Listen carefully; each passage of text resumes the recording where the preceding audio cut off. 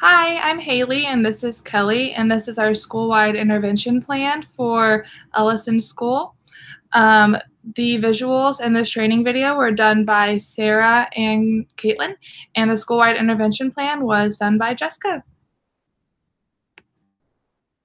Okay, so Ellison School contacted us. Ellison School is a school of 200 students. 50 are typically developing. 150 are special education students, 50 of which receive speech services. 25 of those have a limited means of communication, and 5 use PECs to communicate. Teachers have been reporting tantrum and fighting behaviors during playtime activities. So we conducted a functional behavior assessment. We collected direct and indirect assessment measures were used to collect data on tantrums and fighting, and that looked like interviews with the teacher, observations, and collecting data on antecedents, behavior, and consequences. And the results of the FBA concluded that tantrum and fighting amongst students were due to denied access during playtime. So we created an intervention plan for the school because teachers are reporting tantrums disrupting the flow of classroom activities. We wanted to teach the students an appropriate communicative response for requesting items, as well as teach appropriate waiting behavior, cooperative play skills, and give you guys a systematic plan to deal with disruptive behaviors. So we're going to disseminate the methods to the staff, train everyone with procedural integrity. Once PI is met, we will start teaching functional communication training during a discrete trial setting. And once students have the response in their repertoire, we will generalize that skill to their playtime routine using video modeling as error correction. So functional communication training, what is it? It's an evidence-based practice that uses differential reinforcement, which means different reinforcement, to produce a reduction in problem behavior by teaching a new communicative response. It can be used to replace a more challenging behavior with a more functional skill, and hopefully that skill or behavior will then be in the student's repertoire instead of the tantruming.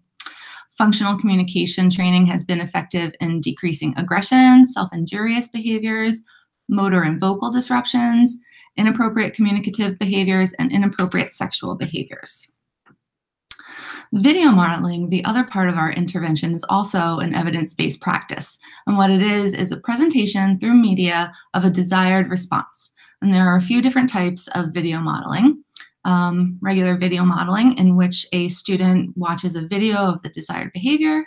There's video self-modeling, which is a video of the particular student engaging in the behavior.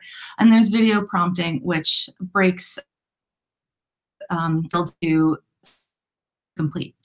Video modeling has been effective in teaching social communication skills, other social behaviors, play skills, life skills, and even math. So for our implementation, after our training is completed, that will take place at a professional development in February, and also during faculty meetings. And once we have procedural integrity, we're hoping to roll this plan out in April. And the people who are going to be implementing this are teachers, teacher aides, speech therapists will be working on it, BCBA, and also parent volunteers. And what we expect to see with this intervention is an increase in appropriate play skills with peers, an increase in cooperative play skills, increases in social interactions between peers, increases in appropriate communicative responses, as well as tolerating delays to reinforcement. We are also expecting to see a decrease in maladaptive behavior and generalization of the skills to recess time and other settings. Functional communication training. As previously stated, it's an evidence-based practice which uses differential reinforcement to teach an alternative response.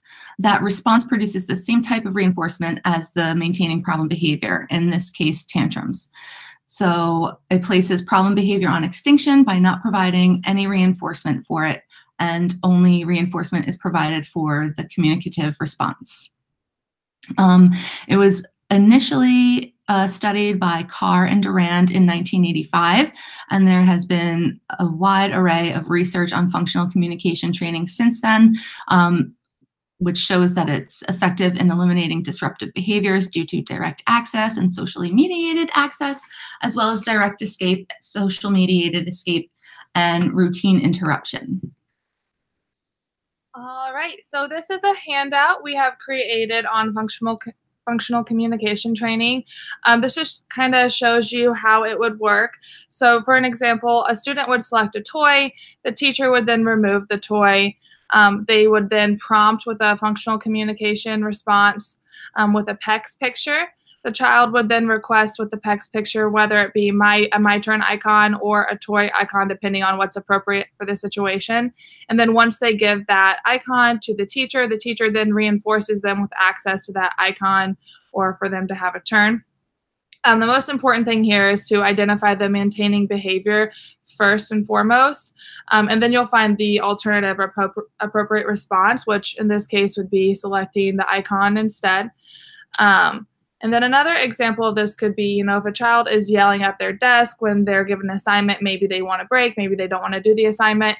Instead of yelling, the functional communication response could be prompting them to ask for a break or touching a break card. By that, the child will get the desired result of having a break, but they don't have to yell to get that. So there are some steps to implementing functional communication. This implementation will start once the target behavior has been chosen, in this case, tantrum and fighting, and a functional behavior assessment is done, as well as baseline data has been collected. An alternative replacement behavior that serves the same function as the target behavior will be identified based on the hypothesized function, and then we will determine data collection procedures, as well as the prompting procedures we'll use. We'll want to teach this airlessly, but it depends how we'll teach it airlessly on the learner, whether we need to do a more intrusive prompt or a less intrusive prompt to begin with. The materials you'll need for this is a PEX system, different icons such as my turn icon or various play items, toys that the child would like to use, a reinforcer, whether that be edibles or tangible, an iPad, and data sheets to collect data. So first, you'll want to modify the environment to elicit the behavior. This provides lots of opportunities for the replacement behavior to occur. And then we'll use these skills in different environments with different people. So you won't just do it with the same person for the same toy, for the same type of situation, because this allows us to generalize the skill instead of just using it for one thing. We'll continue to collect data through the entire process and monitor progress of the child. And then we'll provide reinforcement only for the replacement behavior, and we will withhold reinforcement if the interfering behavior is occurring. So if they're yelling, we're not providing them with a break until they give us a break icon or tell us they need a break. We're going to shape those responses because in the beginning, it's not going to be, them automatically just handing us the icon. And then eventually we'll fade the prompting strategy to get an independent response. And at last, we'll test for generalization in the natural environment to ensure that the children are able to use this in all settings. Next is video modeling. So video modeling is also an evidence-based practice, and it utilizes a recording of the target behavior to teach a new target behavior or skill. It's been effective with a wide variety of ages, from early childhood through middle school. It can be used in the home and in school settings, and it's a low-cost intervention. The initial study was done in 1982 by Steinborn and Knapp, and they taught students about signals in the environment, street signs, and everything. And since then, video modeling has been effective in teaching social skills, play skills, daily living skills, and academics. All right, so this is just one example of video modeling that can show you what it would look like. This specific example is the actual video model someone created to show children the appropriate behavior for asking for a break. Okay, EJ, time for art. Write your name.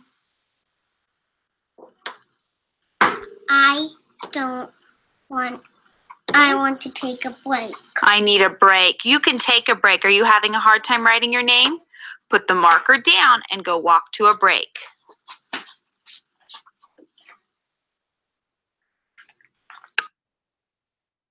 All right, so in that video, they were modeling taking a break instead of him yelling for a break or using some other form of an inappropriate behavior to receive one. They showed that he could touch the I need a break icon and then he could go take a break. Okay, EJ, time for our. All right, this is another example of video modeling. This visual shows the image of a boy watching a video, people reading a book, and it's showing him how to do it as well. This is a benefit for kids because they generally like watching videos, electronics in general, and videos of watching themselves. So this will naturally help them stay engaged.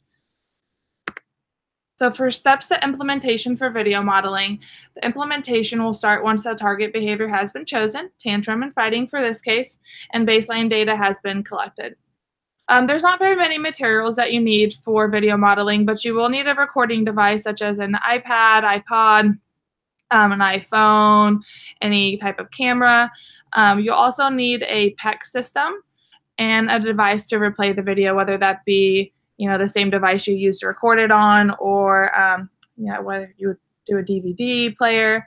You'll also need a script if you need help knowing what to say to make it more natural, and then you'll also need data sheets. So first you'll want to gather all the materials and ensure that you are familiar with the use of the equipment. You'll want to plan what will be recorded and what will be said. This is where the script will come into play if you choose to use one. And then you'll record the video of the target behavior, which models the steps to engage in a more appropriate behavior. Next, you'll want to determine when, where, and how many times the student will view the video of the modeled behavior. You'll also want to ensure that there is a reinforcer selected for when the child engages in the target behavior. So maybe the reinforcer for this situation of the child needing a break is the break itself, or maybe it's something else like contacting an edible or tangible reinforcement. You'll show the video to the student and discuss what happened in the video afterwards. And during this process, you'll collect data on the target behavior and monitor the progress. Eventually, you'll fade the video as needed until the child is independently doing this without the help of the video model. So the benefits that we see for Ellison School with this particular intervention is that it utilizes evidence-based practices. It gives everyone consistency in how to manage problem behavior during playtime. There should be a decrease in maladaptive behavior during playtime, and these skills are generalizable to different people and settings. So as we said, the training will take place in February. The BCBA will train staff on principles and methods of functional communication training and video modeling using behavioral skills training. And what that looks like is we will provide a rationale, we will walk you through all of the steps, we will model that for you, and then you will have a chance to role play different scenarios. Additional trainings will be provided in bi-weekly faculty meetings. And there will also be references on Google Drive, and this will take place in Ellison School Auditorium. As stated before, rationale and basic principles explained by the BCBA. There will be a question and answer session, demonstration of instructional methods, role play, a quiz to ensure mastery, and a handout of implementation. Thank you so much for watching our presentation. We hope you enjoyed it.